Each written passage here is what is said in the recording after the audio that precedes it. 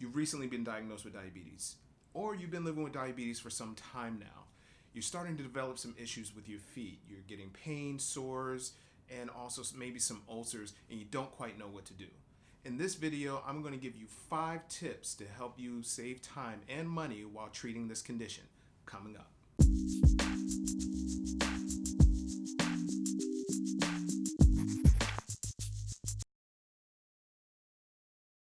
What's up, everyone? Wobaz here, Grayscale Media, bringing you the best tips and tools to help you stay active longer using today's technology.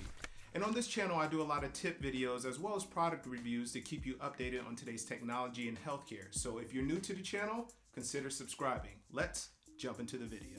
Tip number 1, do not look for shortcuts. Now, I get it.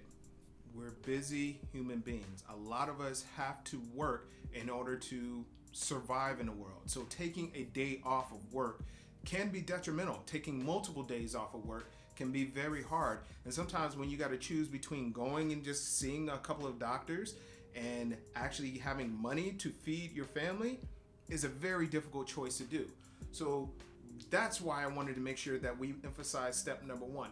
Do not fast track. If you actually plan it accordingly and reach out to all the doctors that you are supposed to see, you can most likely get them knocked out in just one day versus seeing one doctor and then going to see another one, but that one is not available, and then you got to reschedule to see that one's not available. So then you end up taking more and more days after work just to get the one treatment. And so in reality, you end up spending 3 or 4 days for something you could have knocked out in 1 or 2.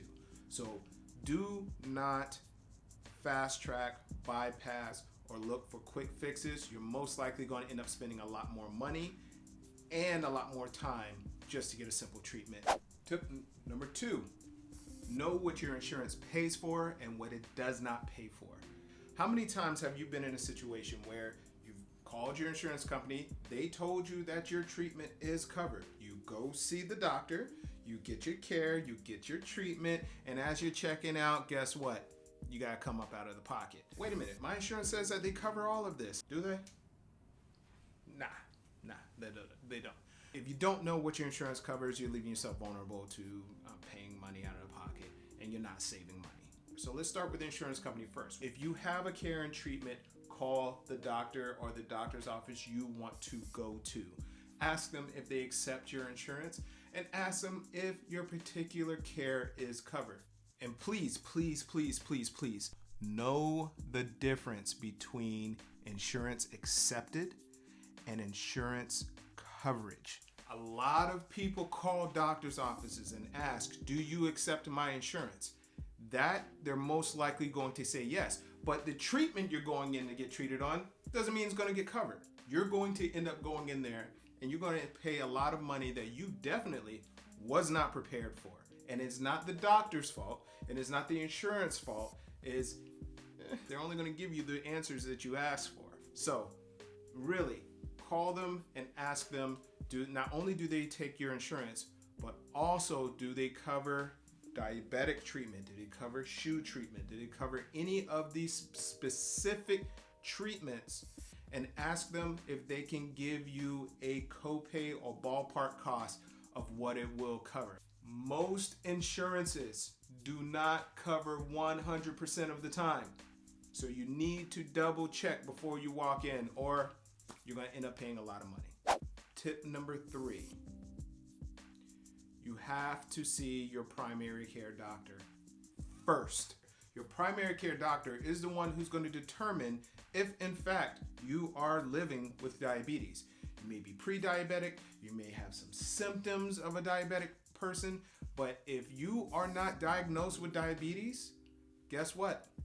Insurance companies most likely is not going to pay for any kind of orthotic, foot, shoe treatment of any kind because you haven't officially been diagnosed with diabetes. And if you try to skip going to your primary care doctor and go see a podiatrist or any other specialty doctor, guess what?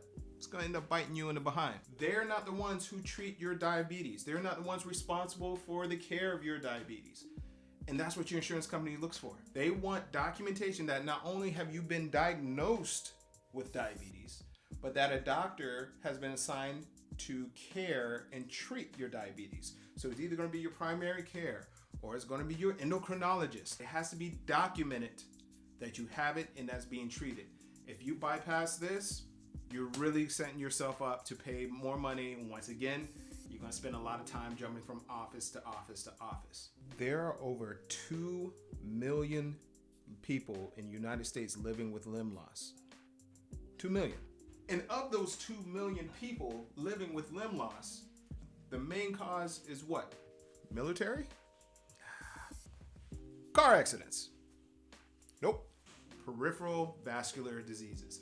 Vascular diseases. Diabetes and arterial diseases are the main causes of amputations in this country. And nearly half of the people who lose their limbs due to vascular disease die within 5 years. 5 years.